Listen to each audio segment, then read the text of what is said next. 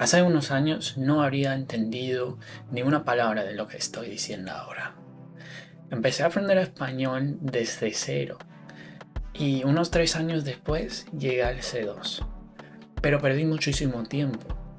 Probé métodos que no funcionaban, estudié cosas que no necesitaba y pasé demasiadas horas intentando descubrir cómo aprender español en vez de simplemente aprenderlo. This is how I would do things way faster. A few days ago I posted a video about how I took my Spanish from 0 to C2, and you guys had a lot of questions about what I actually did. Some of you were stuck at A2, some people understand Spanish but can't speak.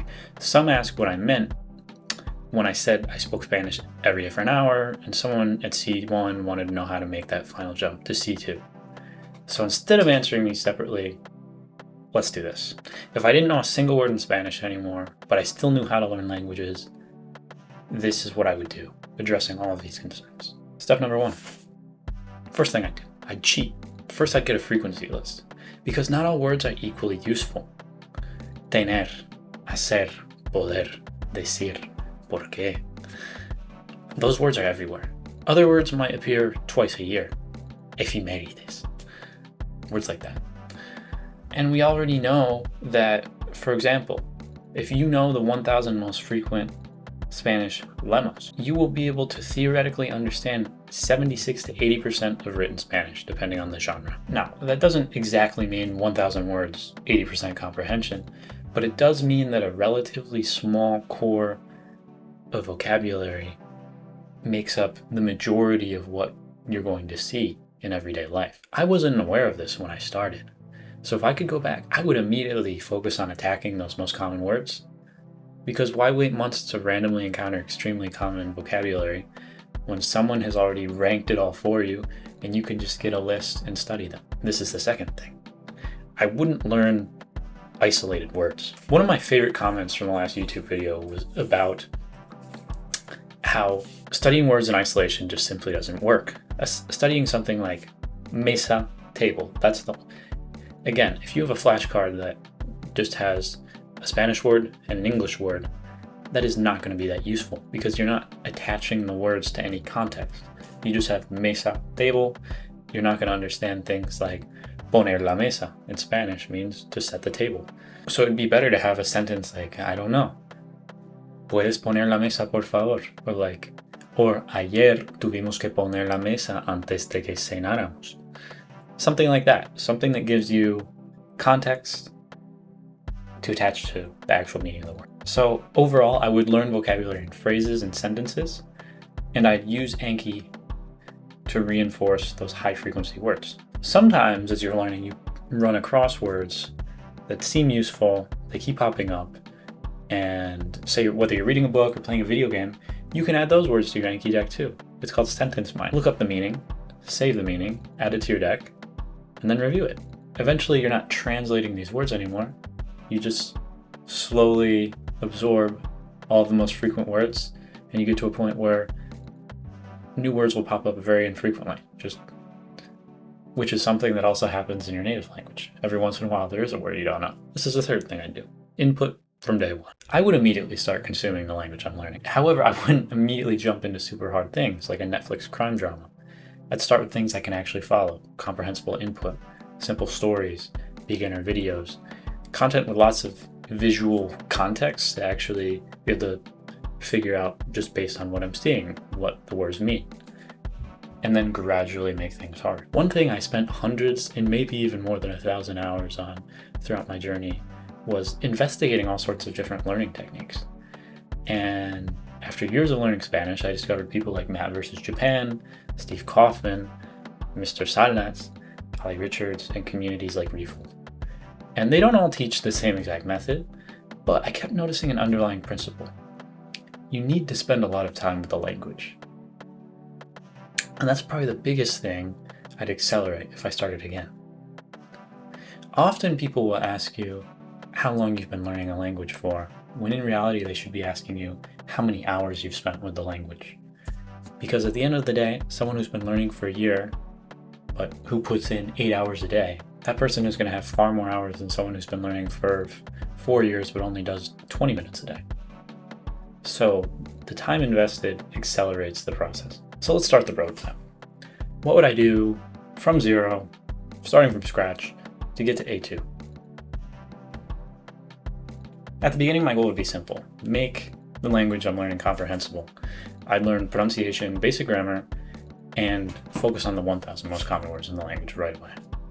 And simultaneously consume easy comprehensible input to see those words in context. If you want to, you could also add some basic grammar in there, maybe buy one grammar textbook and go over the main verb conjugations and structures in the language, not to memorize them, but to be able to recognize them during your immersion. A2 to B1, the plateau.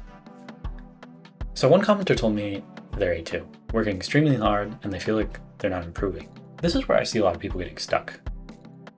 Because you've outgrown basic content at this point. You are getting to a point where you can start actually understanding some native content. But most native content still feels really hard. So what's my advice? Let it be hard. Let the native content be hard.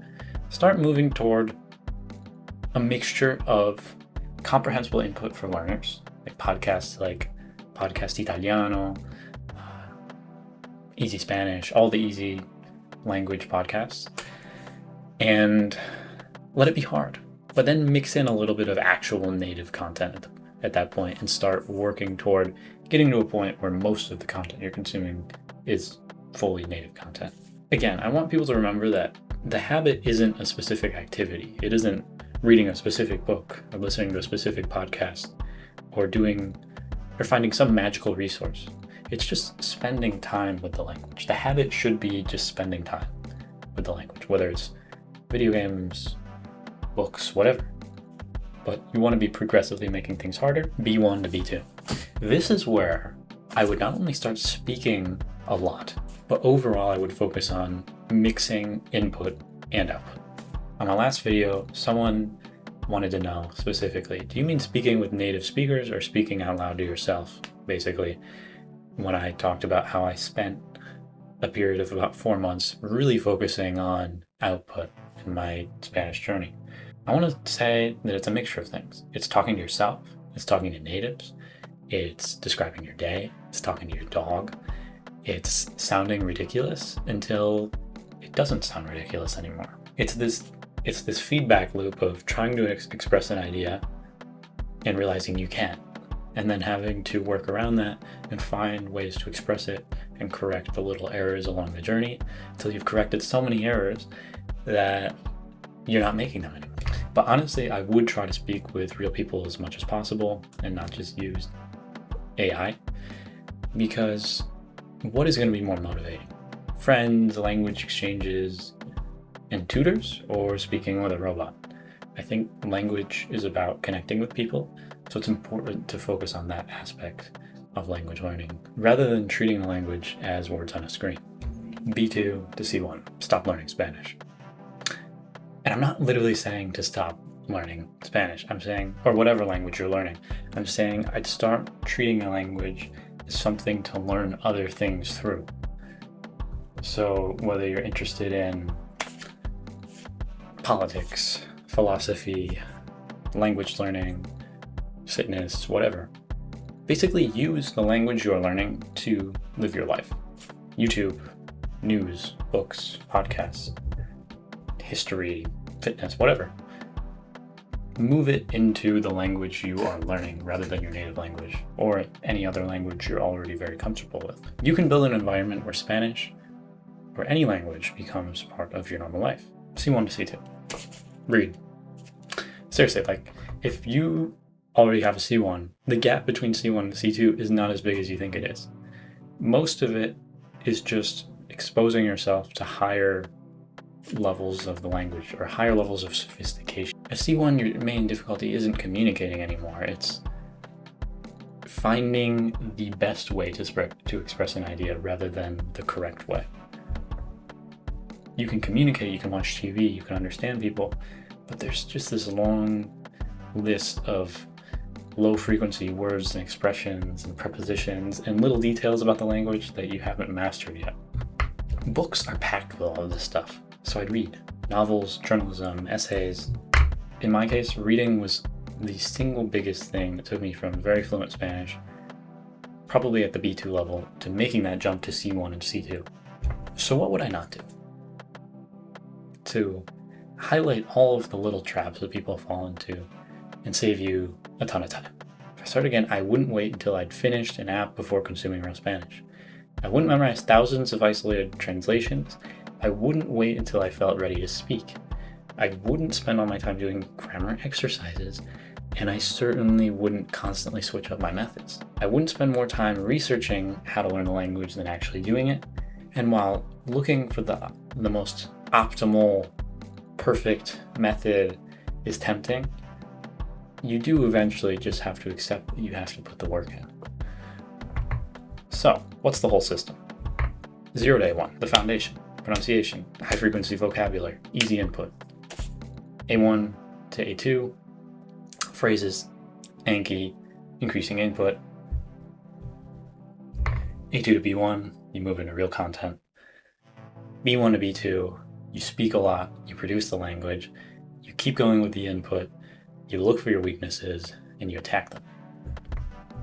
B2 to C1, you integrate Spanish or whatever language you're learning into your actual life and basically up the difficulty of the input and keep going. And C1 to C2, it's not magic.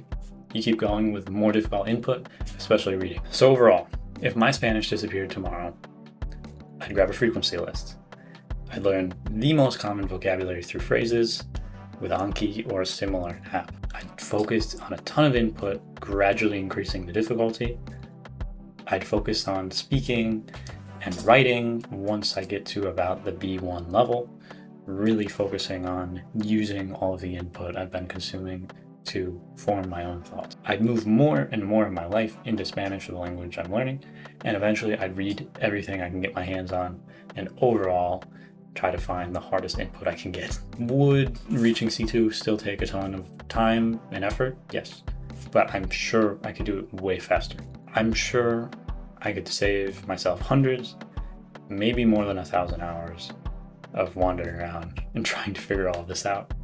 So I hope that you will put this advice into practice and save yourself a lot of time. If you like this video and find it useful, subscribe, like it, and please comment down below because I read every single comment. And as you can see based on today's video, I often include the comments in future videos, so it's very possible that your concern might turn into a future video. Thanks for your time. Take care.